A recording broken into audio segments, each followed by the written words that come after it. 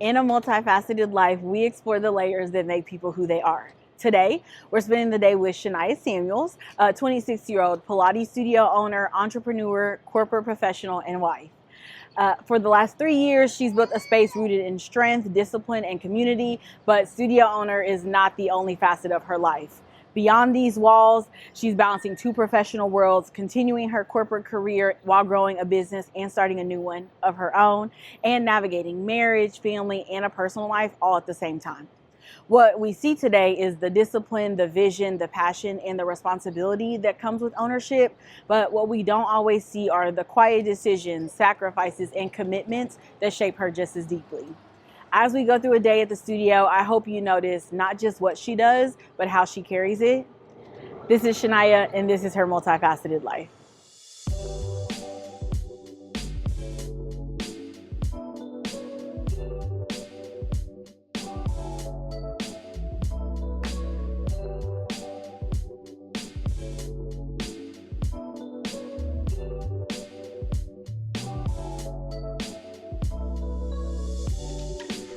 What do you love about teaching morning classes? Oh my gosh, I love starting early, and I love being, like some people start to their routine of the day. It's so much fun. I try to bring as much energy as I can, even at 6:30 a.m. so people can try to get the energy off of me. But yeah, it's so much fun. It's just great being here with people.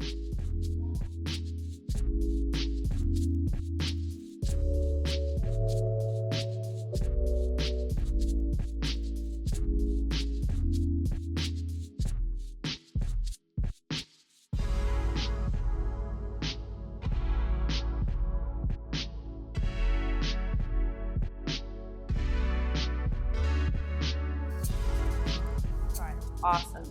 Next, deep inhale. Exhale, lower the arms all the way down to the sides. Perfect. Inhale to lift. Exhale to lower. Very good. You got this. Our left leg is going to be parallel to our right leg. Yep, and we're going to stand all the way up. Perfect. Hinge forward. Hands lightly touch the foot bar. So from here, I want you to scooch a little closer to the carriage. Yes. Ground down through the left heel. Pull up and in through the core. Exhale to press that leg back. Inhale, bend. Perfect. Exhale, press. Inhale, bend.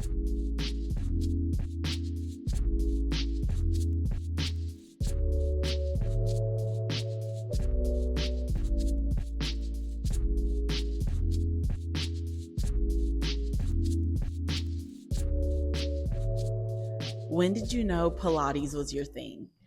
I knew Pilates was my thing after getting certified in yoga sculpt. I was thinking to myself, okay, do I want to continue yoga and go the yoga route, or do I want to try something different and maybe try out Pilates and go that route? And after taking some classes, I was like, nope, this is what I need to do. It feels like you're doing gymnastics on a piece of equipment, and I grew up doing gymnastics, so I freaking love Pilates. How's your morning so far? Is it just starting? There you go. Do you have a busy week? That's good. I was going to say, because the holiday coming up, hopefully it's not too crazy. My mom is hosting, so I'm going to go over my mom's house. I can't cook. See you later. So I am bringing a charcuterie board for everyone to snack on before the food is done. And I'm lower. Perfect. Inhale, lift. Yep. Thinking navel to spine. Perfect. 3, 2, and 1. Add in your curl up. Arms come up.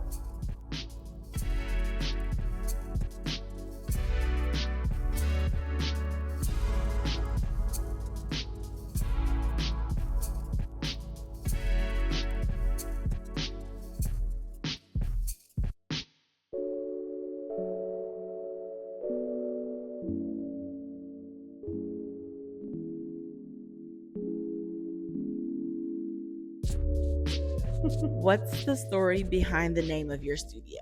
Okay, the story behind Beyond Bar Fitness is bar was my first love. I first took a bar class. That was my first class I ever took in group fitness.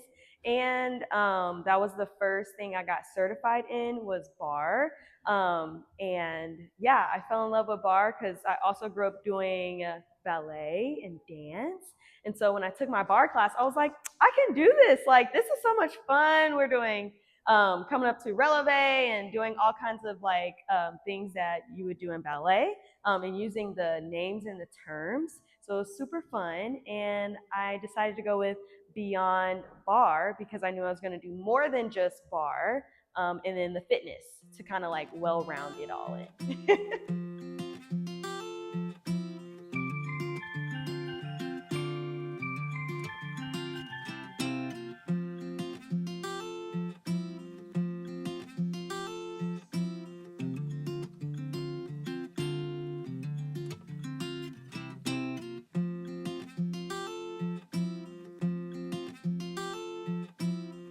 Do you feel like your corporate experience has helped you when it comes to owning your own studio? That is a fantastic question. I will say yes to a certain extent because I've had to work face to face with clients.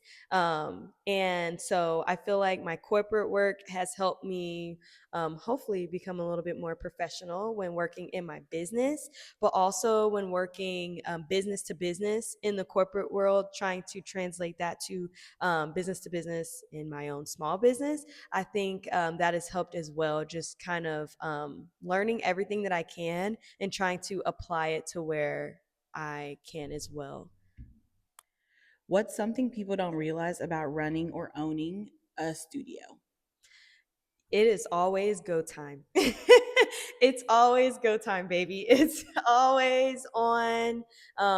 So whether you're teaching your class, guess what? After you teach your class, immediately being able to answer questions, check out people's purchases, or sending that follow up email 5 minutes after class. So it's always something that you can be doing, and you have to be able to pivot quickly. So, for example, if we have a bad storm here downtown, you might have to pivot. You might have to send out a mass message to everyone, letting them know you can't park on the street. You have to park somewhere else. So it's always go, it's always pivot. When it comes to fitness and being in the studio, she's all good. Oh no. When it comes to fitness and being in the studio, you might have a client just tell you in the middle of class that they just had x-rays done on their hip and the doctors had some concern. Well, in class, you have to pivot right there, and whatever exercises you have coming up, you might have to switch them. But also, this might be a group class, so you might have to make sure you're asking the right questions, not too detailed because you want to keep everybody everybody's privacy, so you always have to pivot. You have to be on your toes, and I think sometimes people forget when owning a business and even a studio, you have to be on your toes.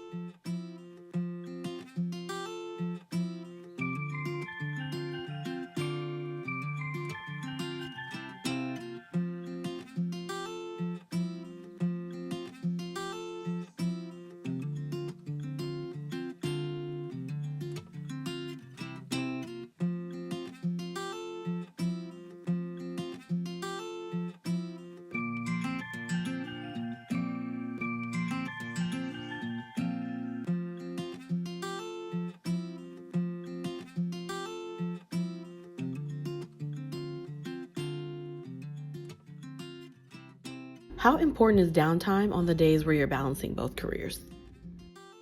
Downtime is super important because some days I spend 12 plus hours at the studio.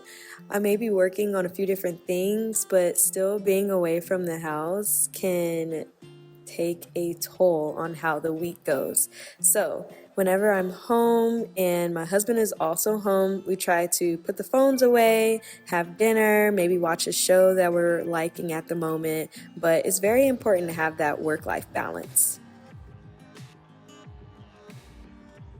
How do afternoon classes differ from morning classes energy-wise? Ooh, okay. So, energy-wise, I will say I have a little bit more energy in the later classes, and the people also have way more energy in the later classes. It's not like 6 a.m. or 7 a.m., so they're ready to come in and they're eager to start and they want to have fun. Which do you prefer, morning or evening? Oh, I don't know. That's a hard question. I love both morning and afternoon classes, but by my last class of the day, I am so tired.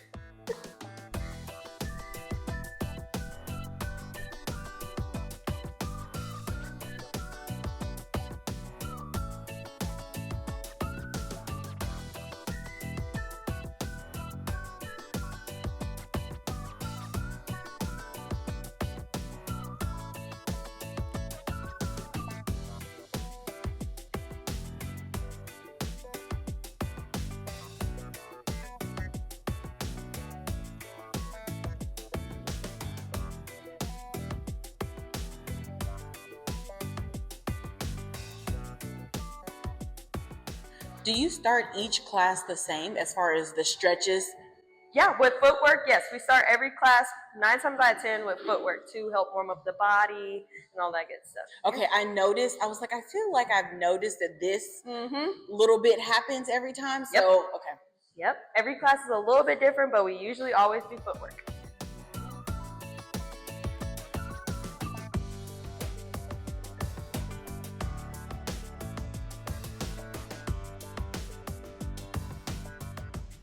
Lower. Exhale, lift. Try to keep the heels connected. Draw the core in. Think shoulders are stacked over the hips. Perfect. 7.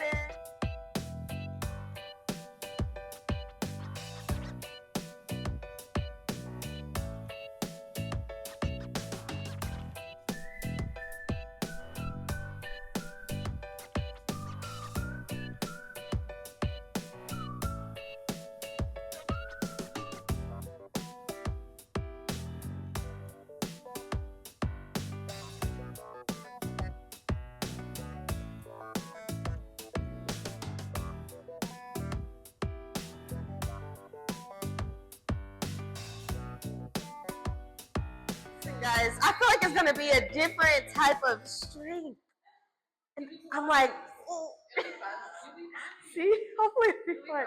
Because Dakota dances, right? So I'm thinking, okay, dance, and then like core. Okay, we're gonna see how.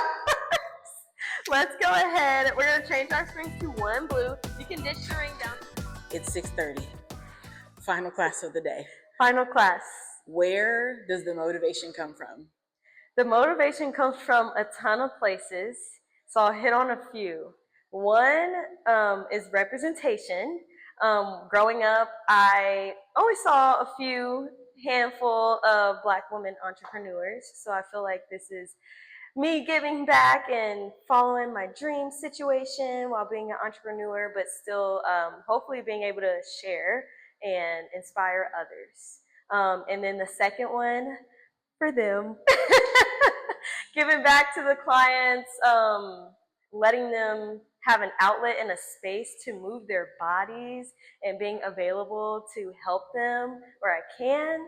That's what it's all about, baby. And 1, arms go out long. Tap the pinkies, send the arms out. Perfect. Tap, then out. 4, 3, relax the shoulders. 2, 1, take a rest. On this next set, we're going to hinge forward slightly. Palms are faced towards the mirror. We're going to bring the arms all the way up. Arms reach out, thumbs touch together, then bring it all the way down. Very good. You got this. Arms come up.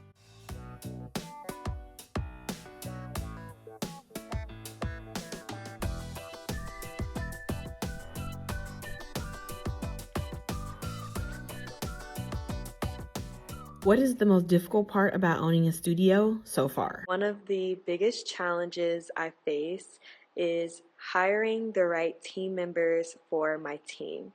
I feel like this is a very important thing because these team members that you hire, they're going to represent you and represent your business. And so sometimes that can be a little bit challenging, finding the right personalities and schedules and all those good things that fit together.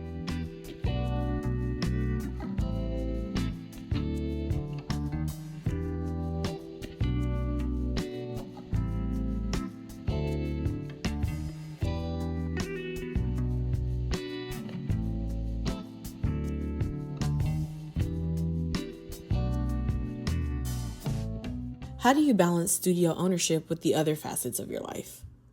Balancing owning a studio with other things that go on in my life can be challenging sometimes. But at the end of the day, I remember my why, and that is to help others move their bodies in ways that they never thought that they could.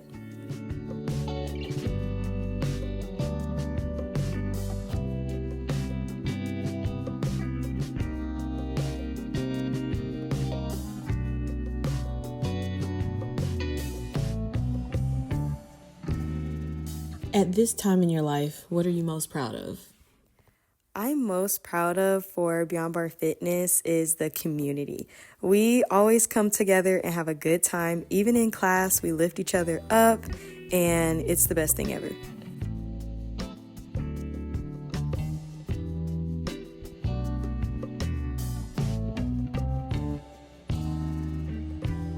What we've seen today is the outward expression of Shania's vision, the classes, the leadership, the responsibility of ownership.